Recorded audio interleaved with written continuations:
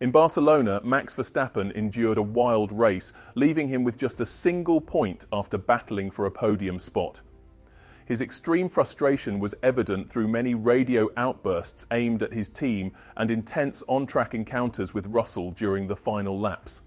Now facing strategic setbacks that hinder his chances of retaining the championship title, could Max be contemplating a switch to another team? And what impact will his skirmishes with Russell have on the rest of the 2025 season?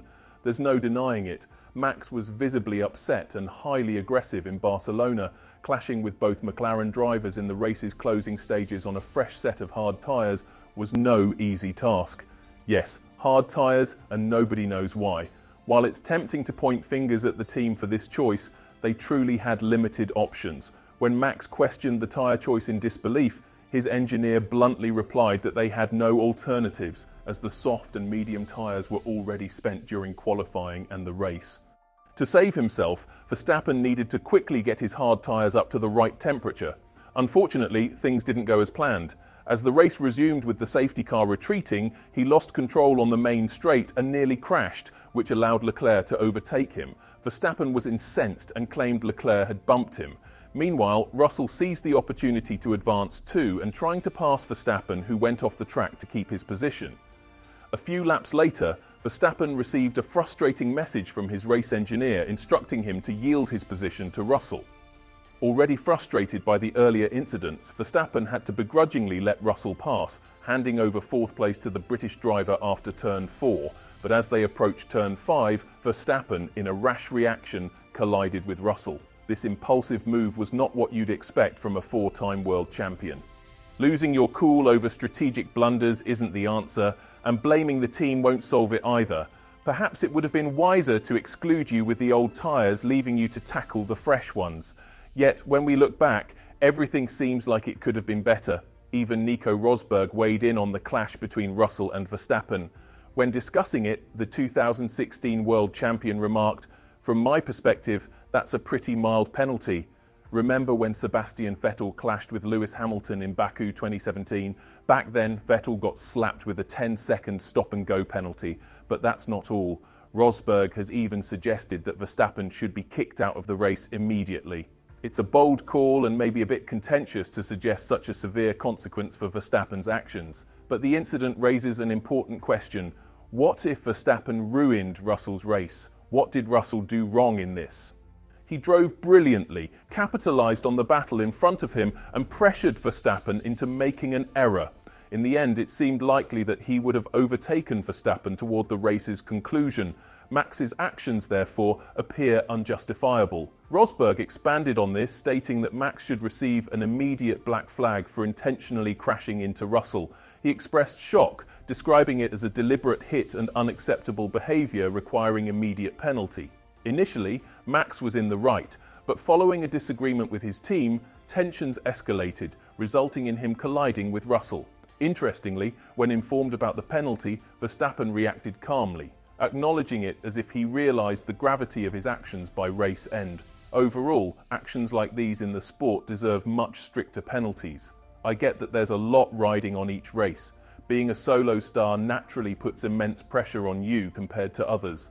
However, intentionally sabotaging other drivers' races is simply unacceptable, even if your team made the most strategic choice with limited options by giving you the only fresh set of tyres.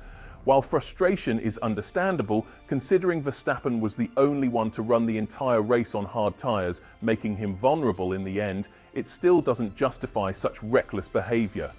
Does Verstappen deserve closer examination for what he did?